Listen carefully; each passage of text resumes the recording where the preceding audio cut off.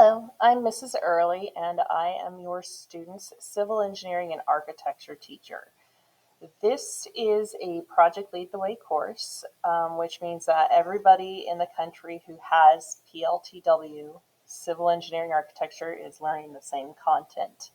I've been teaching this course for about 10 years, I'm thinking. I had a year off last year on teaching this, but it is definitely one of my favorite ones to teach.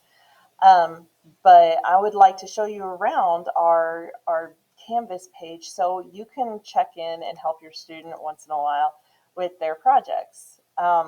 So this is the introductory screen.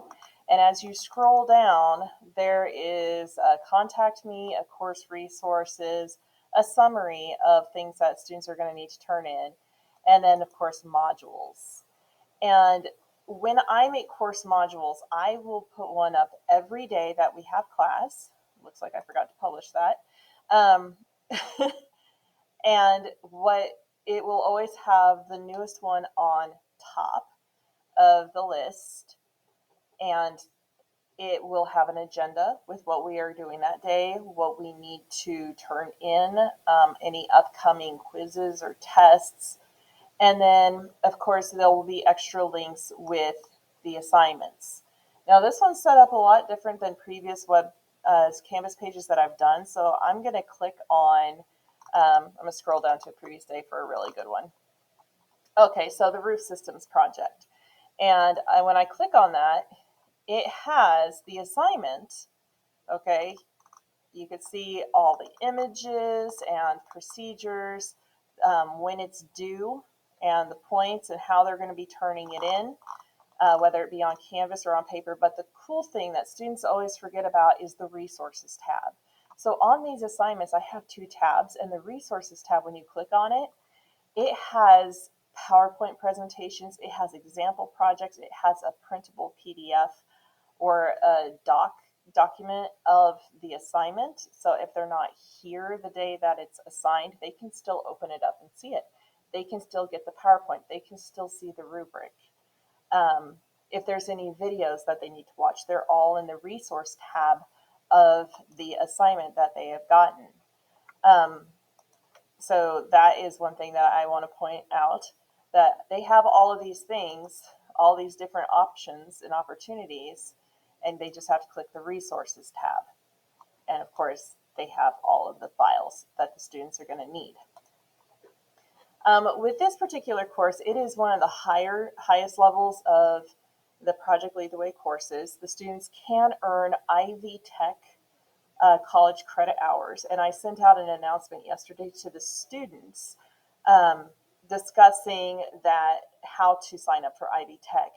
Most of you should have gotten an email or a letter in the mail from one of our assistant principals that has a letter. So I clicked on the announcements tab inside of Canvas, and I sent out a copy of that letter right here in the announcements, and then also the name of the class the students are supposed to sign up for.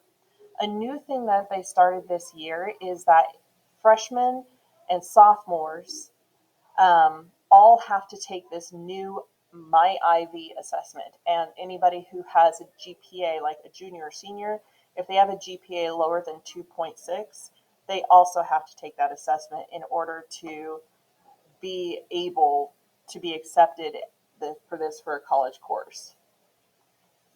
So I lost my train of thought. There's people in the hallway. So I am asking that everybody get this done no later than Friday, September 9th. It doesn't take that long. The big thing is with Ivy Tech, you have to have your social security number. If your students have already gotten college credit through Ivy Tech, they still need to apply to take this class. So they still need to log in and sign up.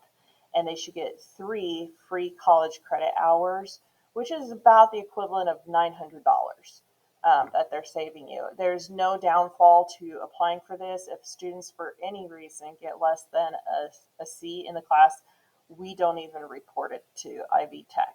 But there's no reason students shouldn't get an A or B in my class, because I do allow students to come in for extra time and support before school.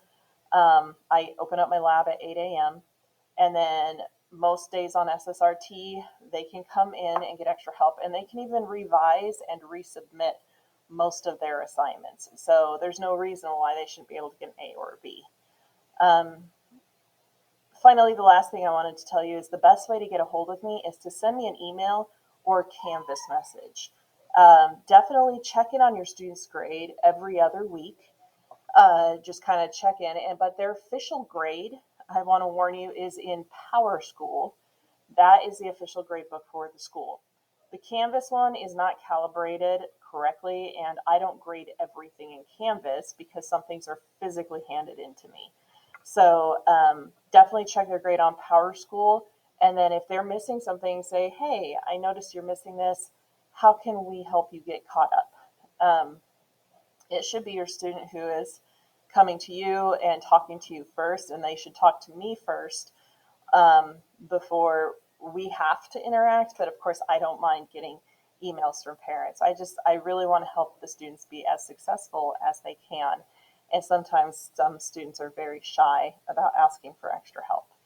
So the best way to contact me is through email or Canvas message. I don't pick up my phone during the day because I only get 90 minutes with your student every other day, and I want to just give them my full attention while they're here with me. But I am very good about answering email. I get here about 7:30 in the morning and I leave about 4:30 in the afternoon.